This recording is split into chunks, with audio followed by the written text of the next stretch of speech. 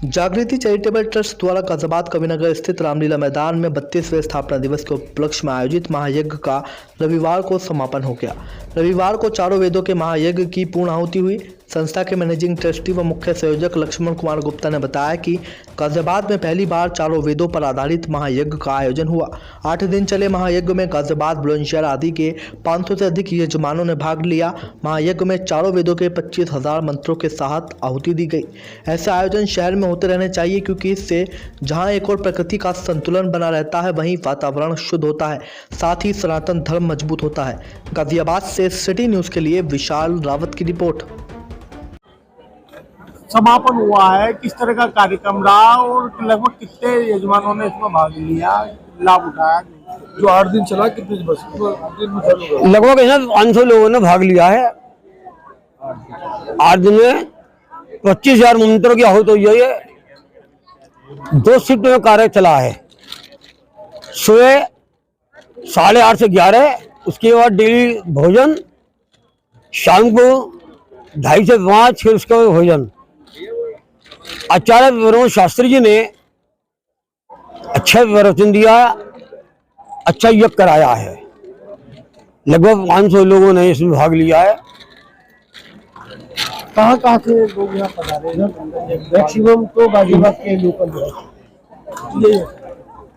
Maximum Ghaziabad से, गुड़गांव से भी आए हैं, बुलंदशहर से भी लोग आए हैं, शास्त्रीगढ़ से, चिरंजीवी विहार से बहुत लोगों ने यहाँ से भाग लिया है।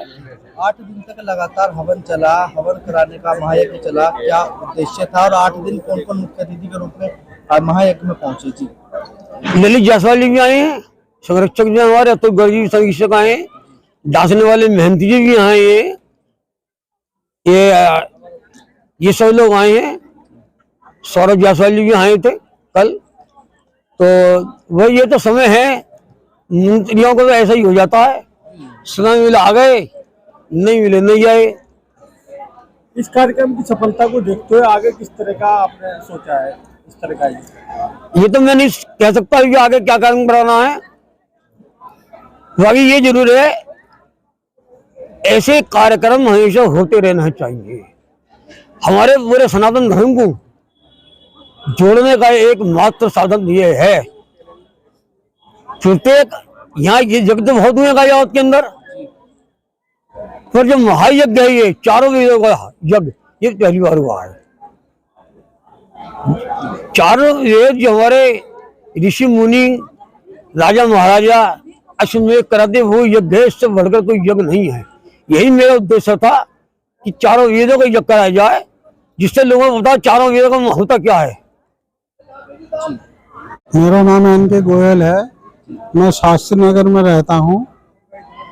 जो ये जागृति चैरिटेबल ट्रस्ट के संयोजक श्री लक्ष्मण गुप्ता जी हैं, वो हमारे रिश्तेदार हैं और इन्होंने ये यज्ञ की जो अनुष्ठान किया है, ये 25,000 मंत्रों का यज्ञ, चारों वेदों का यज्ञ है, जो ये अपने मायने में अलग ही महत्व रखता है। सनातन धर्म को जोड़ना इसका मुख्य उद्देश्य रहा। लोगों में पूजा पाठ की जागृति पैदा हो, इसलिए भी ये किया गया है। इस यज्ञ में मुजफ्फरनगर, बुलंदशहर, पूरे गाजियाबाद, इंदिरापुरम, शास्त्री नगर, कविनगर, राजनगर, इन सभी कॉलोनियों के वासियों ने इसमें पार्टिसिपेट किया है और 700-800 करीब भक्तजन कहूँगा मैं तो, जिन्होंने यहाँ पर आहुति दे करके 1 हफ्ते में उसका फायदा उठाया। ये यज्ञ 2 पारियों में चला है, एक सुबह से दोपहर तक, एक दोपहर बाद शाम तक। यज्ञ के बाद दोनों टाइम पूर्ण रूप से प्रसाद के रूप में भोजन कराया गया है। जितने भी पार्टिसिपेंट हैं उन सब ने भोजन किया है। पेट भर का स्वरुचि भोजन है। भोजन अलग अलग प्रकार का प्रतिदिन प्रति समय बनाया गया है।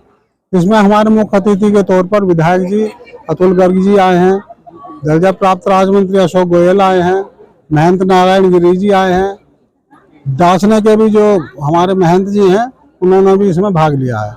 मैं ये जागृति चैरिटेबल ट्रस्ट की सभी टीम को पूर्ण रूप से सहयोग देने के लिए धन्यवाद देता हूं और इनकी इस तरह की धारणा रही है कि सभी लोग इस प्रकार के कार्यक्रमों से जुड़ें और पूजा पाठ में अधिक से अधिक रुचि रहें, क्योंकि एक हिंदू धर्म एक ऐसा धर्म है जो केवल पूजा पाठ में विश्वास ज़्यादा रखता है, दान पुण्य में ज़्यादा विश्वास रखता है।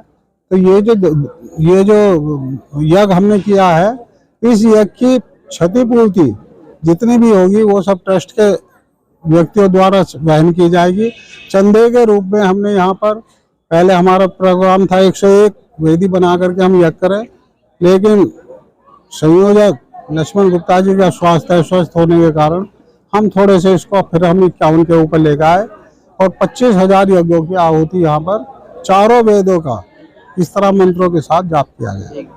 वासुदेव सुतं देवं कंस चाणूरमर्दनम देवकी परमानंदम कृष्णं वंदे जगद्गुरु। गुरुर्ब्रह्मा गुरुर्विष्णु गुरुर्देवो महेश्वर गुरुर् साक्षात् परम ब्रह्म तस्मै श्री गुरुवे नमः। देखिए यज्ञ क्या है। यज्ञ निष्काम क्रम से जो भी कार्य किया जाता है, निष्काम यानी कोई कामना से रहित होकर, कर्मजम बुद्धि युक्ता ही फलम त्यक्त्वा मनीषिण जन्म बंध विनिर्मुक्ता पदम गच्छन्ति अनामयम गीता। दूसरे अध्याय का ये श्लोक मैंने बताया। जो कर्म आसक्ति से रहित होकर, कामना से रहित होकर किए जाते हैं, परमार्थ के लिए किए जाते हैं, वो कर्म जो है बांधने वाले नहीं होते, वो परम पिता परमात्मा की प्राप्ति कराने वाले होते हैं। तो हम इसमें कोई भी कार्य करें धर्म का, उसमें मान की इच्छा सबसे बड़ी जो दुख का कारण बनती है, वो मान की इच्छा। मान की इच्छा का त्याग करके करें, परमार्थ के लिए करें, ज्यादा से ज्यादा लोगों का हित हो। जैसे हर जीव के अंदर ईश्वर का वास है। ममे वांसो जीव लोके जीव भूत सनातन मन षष्ठानि इंद्रियानि प्रकृतिष्ठानि कृष्यति। भगवान कृष्ण अर्जुन से गीता के 15वें अध्याय के 7वें श्लोक में कह रहे हैं, हे अर्जुन, जितने जीव हैं वो मेरा सनातन अंश है। सनातन अंश मतलब जब से अनादि काल से जितने 84 लाख योनियां हैं, देवता, धनुष, गंधर्व, किन्नर, नाक्षस, पशु पक्षी, सब में भगवान का वास, सब भगवान का अंश है। ये मानते हुए, जैसे अगर सिर में चोट लगने वाली हो तो हाथ उसका बचाव करता है, ऐसे हमें पूरे संसार के हित के लिए अपने हाथों का इस्तेमाल करना चाहिए। जो भी संसार में धन मिला है, ये मिली हुई वस्तु है, ये सदा रहने वाली नहीं है। एक दिन तुम नहीं चाहोगे तो भी छूट जाएगी। इसीलिए इस धन का उपयोग जो संसार से मिला है, संसार के कार्यों में लगा दिया जाए। शरीर भी संसार का मिला हुआ है, इस शरीर से संसार की सेवा में लगा दिया जाए।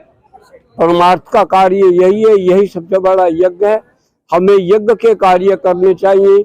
यज्ञार्थात् कर्मो नियत लोकोयम कर्म बंधन तदर्थम कर्म कौन्ते मुक्त संग समाचार। गीता 3 अध्याय का 9वां श्लोक। जो यज्ञ के लिए कर्म के लिए जाते हैं वही श्रेष्ठ कर्म है। जो सकाम कर्मों के लिए, भोग प्राप्ति के लिए कर्म किए जाते हैं तो निष्कृष्ट कर्म है। तो हमको परमार्थ के लिए कार्य करने चाहिए, परमार्थ के हित के लिए अपना जीवन समर्पण कर देना चाहिए और नित्य निरंतर भगवान का स्मरण करना चाहिए। तस्मात् सर्वेषु कालेषु माम अनुस्मरयुध्य च मयि अर्पित मनो बुद्धि माम निवेश्यसि संशयम्। गीता के 8वें अध्याय का 7वां श्लोक। अर्जुन, सब काल में तो मेरे नाम का मेरा स्मरण कर और युद्ध भी कर। हमें संसार के कार्यों को करते करते भगवान को नहीं भूलना चाहिए, तो हमारी बुद्धि शुद्ध रहेगी, परमात्मा में रहेगी, लोक हित का कार्य करेगी, संसार का कार्य करेगी, दुष्कर्म छोड़ देगी। ये सबसे बड़ी बात।